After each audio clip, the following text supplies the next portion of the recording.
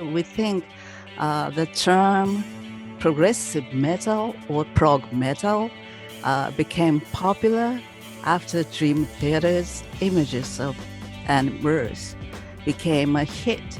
So how do you feel about your music being called progressive metal?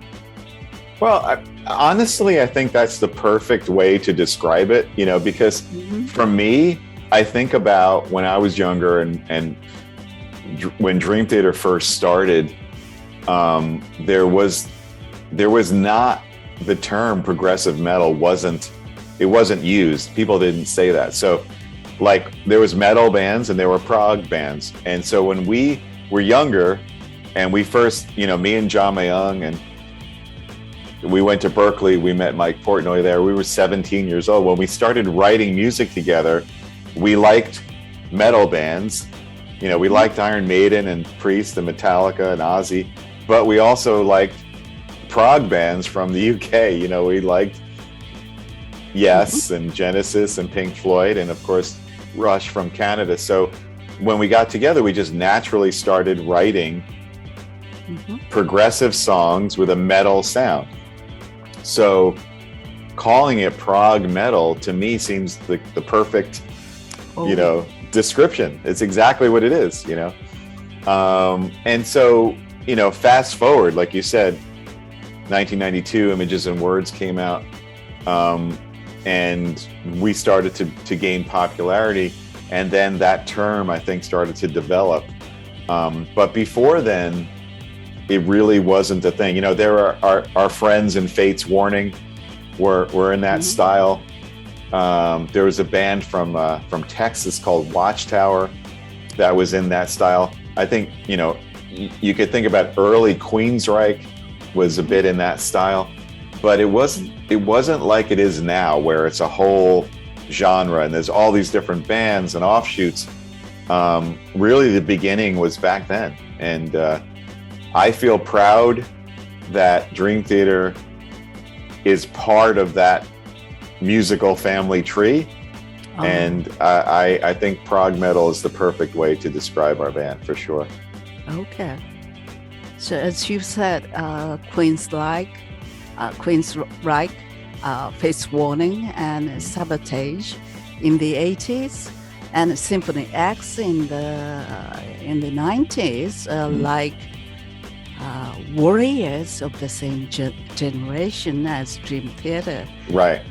Yeah. So what do you think was the background of the era that gave birth to so many progressive rock plus heavy metal bands? I'm not really sure that, it's funny because, if you think about it, back then, the musical scene was so different. You had, first of all, you had a lot of great music that came out in the 80s, a lot of great music from, some of my favorite bands, from Rush, from Iron Maiden, from Ozzy. And then you had, obviously the 80s metal, but once it hit the 90s, like when Images and Words came out in 92, that metal scene changed a lot. That all of a sudden it was all about grunge and Pearl Jam, Alice in Chains, Nirvana. So the fact that during that time, this started to kind of like be born is a little bit strange, right? I'm not sure how or why, but I think that as more and more fans, started to listen, as the internet came to be and the world got smaller, and you have people from Japan and Italy and Germany and Brazil and all these places who love this kind of music, like, whoa, there's a band that does this, maybe that had something to do with it, building that, making the world a smaller place. I think also, us and those other bands, that's when we all started touring and we were getting out and playing internationally. I think that helped as well, So in the first place, when and how did you start listening to progressive rock like Rush, Yes, and Drex? When you were younger? Yeah, when I was young, when I was a teenager, it was something that first of all, my friends we're all into. Second of all, growing up in New York, bands like Rush and Yes, it was all over the radio. They'd play all that stuff. So my ears went to it. I was like, I really like the sound of this. This is challenging. This is different. These songs are longer. They're like telling stories. Like I just gravitated towards that. And the friends that I played with, they loved this kind of music as well. And we go to see, all these concerts and stuff. So to me, it was just a natural part of growing up, For example, Mahavishnu Orchestra, led by John McLaughlin, and Return to Forever with Al Di Meola, more like jazz fusion than progressive rock. Yeah. And Alan Holdsworth music, I would describe as fusion rather than progressive rock as well. But did you listen to them without being conscious of the distinction between the genres? Yeah, I mean, first of all, I was a huge fan of the Dixie Dregs, of Alan Holdsworth, of Al Di Meola and Return to Forever. I loved all that stuff. So yeah, I knew that was fusion. I knew that it wasn't the same as, Rush, or like I could make that distinction for sure.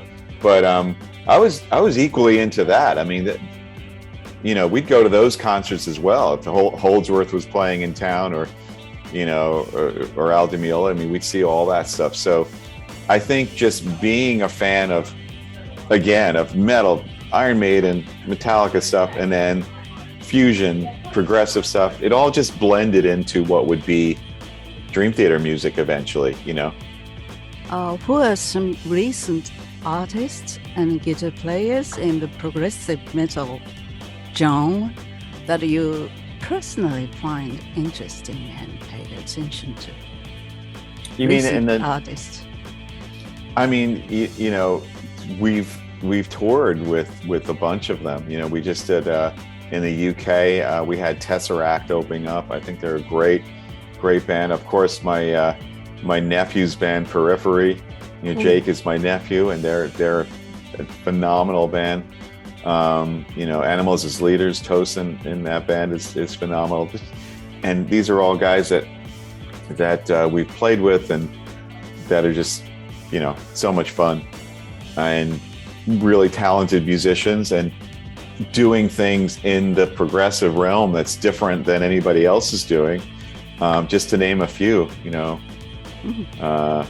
and I love the way, again, when we were younger, this didn't really exist. There was no prog metal. Now it's such a huge genre, and there's so many bands that are doing this in so many different, unique and cool ways. Some are really heavy, some are really, traditional, some are really like, I don't know, they're all different. It's just cool. It's a big family tree at this point.